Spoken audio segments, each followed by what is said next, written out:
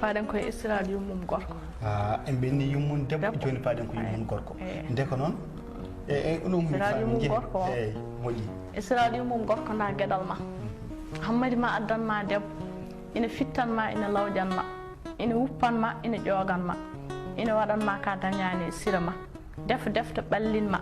dara dum muñira dum junguma biya kila subah ka jano defara ko ne welma deftara ko ne welma defara ko welma mi nyamani mi haari yatto gorko ma hammadi yetto wi nene holko hemma wi o sar wande ma burata gijjiraabe ma sabu o ko pijo ande sanda ko gijjiraabe ma isiraado bon kala bone ma biya an yidi yitere ma an nanir no furma nodda hono ma biya kam woni seede ma don jan kino da e leedi wodi wi mala ko irritation ma liijorde e goytaali ma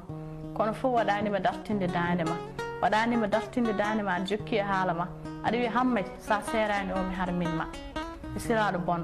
debbo gardo fo serdete ko sibuni ma hammadi ma limti dewol sibu peeje ma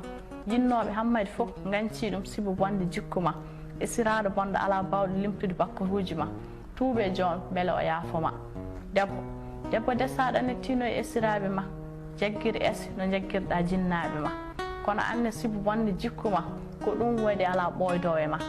esinan hippo ina marɓo e ma an sa fini golle galle wona haaju ma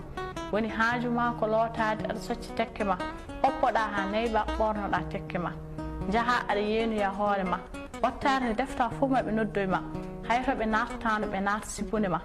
ese nodduma ina waajuma taw koye sirlu yiiɗa hay goto andanma an jaltina boowal mbiya esan non aybine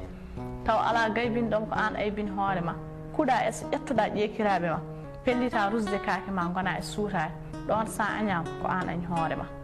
an debbo desaɗo hoto wi ko gadduɗoma e galle tan woni haaju ma ɓe tawɗa e galle fof yo gon yewtidiɓe ma miñiraɓe e mawniraɓe joom galle ma yo gon dende en ese won sehil ma on galle a seeretake a tikkantake ete Allah waɗa barke ɓesgu ma kala ngal ba